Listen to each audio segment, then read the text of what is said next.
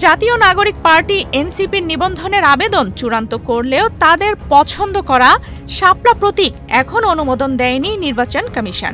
এর পরিবর্তে বেগুন, লাউ, কলা, চার্জার লাইট, বালতি সহ মোট 50টি প্রতীক থেকে যে কোনো একটি বেছে নিতে দলটিকে চিঠি দিয়েছে সংস্থাটি। আগামী 7 অক্টোবরের মধ্যে লিখিতভাবে যে কোনো একটি প্রতীক বেছে নেওয়ার নির্দেশ দিয়েছে ইসি। ইসির নির্বাচন সহায়তা শাখার উপসচিব মোহাম্মদ রফিকুল ইসলাম স্বাক্ষরিত চিঠিটি পাঠানো হয়েছে দলের আহ্বায়ক নাহিদ ইসলামের কাছে। সেখানে বলা হয়েছে, নির্বাচন পরিচালনা বিধিমালা 2008-এর তালিকায় শাপলা প্রতীক নেই, তাই এনসিপিকে অন্য কোনো প্রতীক বেছে নিতে হবে।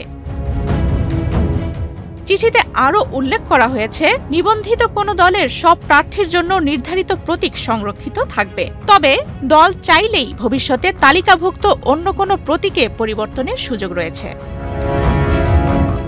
এনসিপিকে বেছে নিতে বলা প্রতীকগুলোর তালিকায় রয়েছে আলমিরা, খাট, উটপাখি, ঘুড়ি, চশমা, দালান, বেগুন, চার্জার লাইট, কম্পিউটার, জগ, জাহাজ, tube well, tiffin carrier, table, telephone, fridge, তবলা, মোরগ, কলম, তরমুজ, বাঁশি, লাউ, কলস, চিংড়ি, বেঞ্চ, লিচু, দোলনা, প্রজাপতি, ফুটবল, ফুলের টব, মোড়া, বালতি, কলা, মগ, মাইক, ময়ূর, মোবাইল ফোন, শঙ্খ, সেলাই মেশিন, সোফা, হরিণ, হাঁস, হেলিকপ্টার সহ আরও কয়েকটি প্রতীক।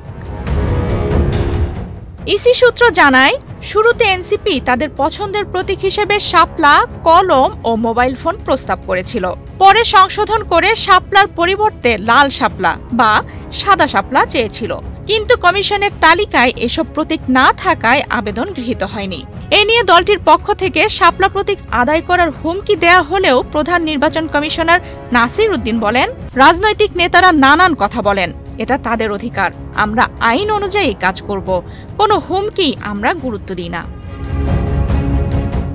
বর্তমানে ইসিতে নিবন্ধিত দলের সংখ্যা 52টি। 2008 সালে নিবন্ধন প্রথা চালুর পর থেকে মোট 56টি দল নিবন্ধন পেলেও আদালতের নির্দেশ ও শর্ত পূরণে ব্যর্থ হয়ে কয়েকটি দলের নিবন্ধন বাতিল হয়। সম্প্রতি জামায়াতে ইসলামী ও জাগপা আদালতের রায়ের মাধ্যমে নিবন্ধন ফিরে পেলেও ইসি কেবল জামায়াতকে ফিরিয়ে দিয়েছে। ইসি সচিব আখতার আহমেদ এরই মধ্যে জানান, এনসিপি সহ 2টি দলকে নিবন্ধন দেওয়ার সিদ্ধান্ত হয়েছে।